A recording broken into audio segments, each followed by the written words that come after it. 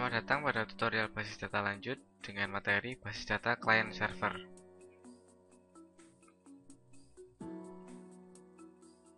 Pembahasan kali ini adalah pendahuluan, arsitektur client server, dan pengaksesan query pada basis data client server. Tujuan belajar adalah memahami konsep basis data client server, memahami arsitektur client server, memahami pengaksesan query pada basis data client server, dan bagaimana perangkat lunak client server. Aplikasi basis data terdistribusi dikembangkan dalam bentuk arsitektur client server. Teknologi client server berkembang secara cepat sebagai teknologi lanjut. Pada beberapa waktu yang lalu, sangat sulit memprediksikan status saat ini teknologi client server yang terjadi saat ini. Hal ini sama sulitnya dengan memprediksi teknologi untuk beberapa tahun ke depan. Beberapa faktor yang berpengaruh pada fungsi client atau server atau keduanya melibatkan perangkat keras dan perangkat lunak, protokol network, teknologi LAN atau WAN, dan komunikasi. Penurunan biaya dari beberapa faktor tersebut menyebabkan semakin besar kemungkinan mempunyai sistem yang kuat. Arsitektur client server. Saat ini, arsitektur client server yang banyak digunakan dalam industri disebut two-tier architecture. Pada arsitektur ini, server mengirim data dan klien mengakses data. Server memainkan peranan yang dominan pada arsitektur ini. Keuntungan sistem ini adalah kesederhanaan dan kompatibilitas dengan sistem yang legal. Arsitektur client server yang dikembangkan kemudian adalah three-tier architecture. Pada model ini, layer dipresentasikan sebagai host, server, dan klien. Server memainkan peranan sebagai penengah dengan mengirim aturan bisnis atau prosedur atau konten yang digunakan untuk mengakses data dari host. Klien berisi antarmuka GUI dan beberapa aplikasi tambahan mengenai aturan bisnis.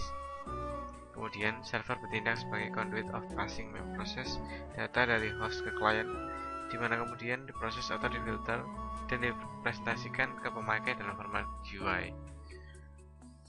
Antarmuka pemakai, aturan, dan pengaksesan data bertindak sebagai three tiers.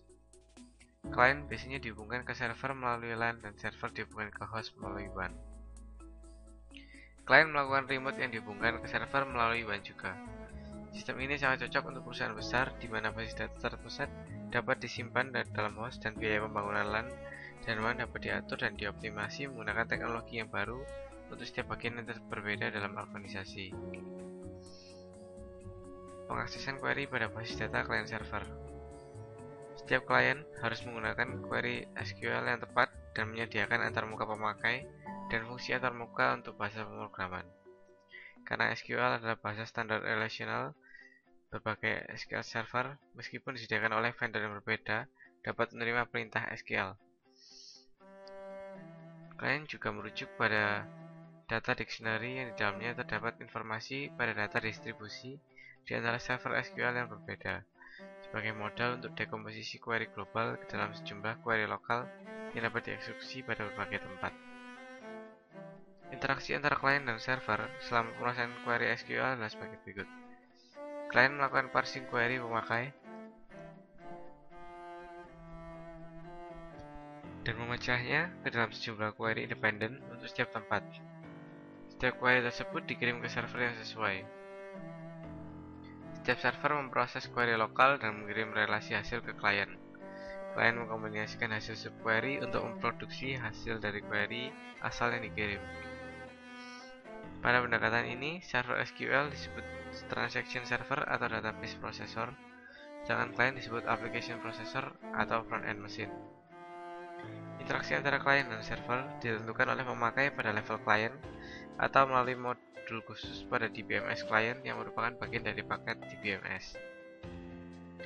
Dalam DBMS yang banyak digunakan, model perangkat lunak dibagi ke dalam 3 level. Perangkat lunak server bertanggung jawab pada manajemen data lokal, kebanyakan sama dengan perangkat lunak DBMS. Perangkat lunak klien bertanggung jawab untuk fungsi distribusi, mengakses informasi distribusi dari katalog di DBMS dan memproses semua permintaan yang membutuhkan akses ke lebih dari satu tempat. Hal ini juga ditangani semua antarmuka user.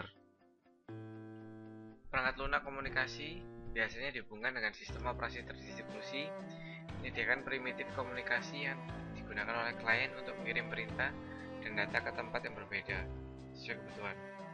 Hal ini bukan bagian yang terpenting dalam DBMS, tetapi menyediakan primitif komunikasi dan pelayanan yang esensial.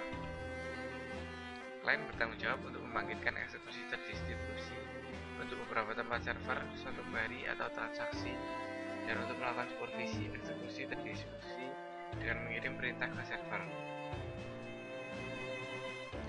Perintah ini termasuk query lokal dan transaksi yang dieksekusi selain perintah untuk mengirim data ke klien atau server lain. Suatu fungsi yang mungkin dari klien adalah menyembunyikan detail distribusi data dari pemakai, yang memungkinkan pemakai menulis query global dan transaksi seperti basis data yang terpusat tanpa harus menentukan tempat di mana data dirujuk dalam query atau transaksi berada. Properti ini disebut distribusi transparansi. Beberapa di DBMS tidak melakukan distribusi transparansi, sehingga pemakai harus berhati-hati terhadap distribusi data secara detail. Ringkasan, konsep arsitektur client server berhubungan dengan basis data distribusi. Arsitektur client server yang dikembangkan saat ini menggunakan three-tier arsitektur, di mana terdapat 3 komponen utama, yaitu host, server, dan client. Pengaksesan query dilakukan dengan cara klien melakukan permintaan query dengan mengirimkan sub-query ke beberapa tempat server, dan setelah server mengirimkan hasilnya ke klien mengkomunikasikan hasil sub-query ke query asal. Modul perangkat lunak yang tersedia pada DBMS dapat dibagi dalam 3 level, yaitu perangkat lunak server, klien, dan komunikasi. Dan soal, apa yang dimaksud sistem client server? Client server adalah sebuah arsitektur jaringan yang memisahkan klien dengan server. Masing-masing klien dapat meminta data atau informasi dari server. 2. Apa perbedaan konsep arsitektur client server yang ada sekarang dengan arsitektur sistem terdistribusi? Konsep arsitektur client server yang ada sekarang adalah pada arsitektur ini, server mengirimkan data dan klien mengakses data. Server memainkan peranan yang dominan pada arsitektur ini. Kebutuhan sistem ini adalah kesederhanaan dan kompatibilitas dengan sistem yang legal. Sedangkan pada konsep arsitektur sistem terdistribusi, sistem dianggap sebagai suatu set layanan yang disediakan untuk klien. Server dan klien diperlakukan berbeda. 3. Sebutkan bagaimana tugas host, server, dan server pada three-tier arsitektur.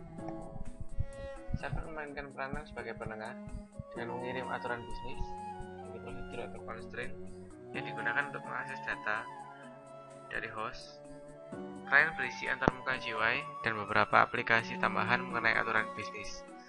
Kemudian server bertindak sebagai conduit of passing, memproses data dari host ke klien, di mana kemudian diproses atau difilter dan dipresentasikan ke pemakai dalam format GUI. Antarmuka pemakai, aturan, dan pengaksesan data bertindak sebagai three tiers. Klien biasanya dihubungkan ke server melalui LAN, dan server dihubungkan ke host melalui WAN klien. Melakukan remote yang dihubungkan ke server melalui WAN juga.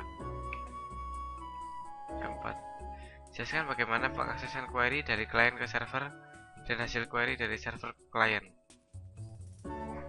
Pengaksesan query dilakukan dengan cara klien melakukan permintaan query dengan mengirimkan subquery ke beberapa tempat server, dan setelah server mengirimkan hasilnya ke klien mengkombinasikan hasil subquery ke query asal.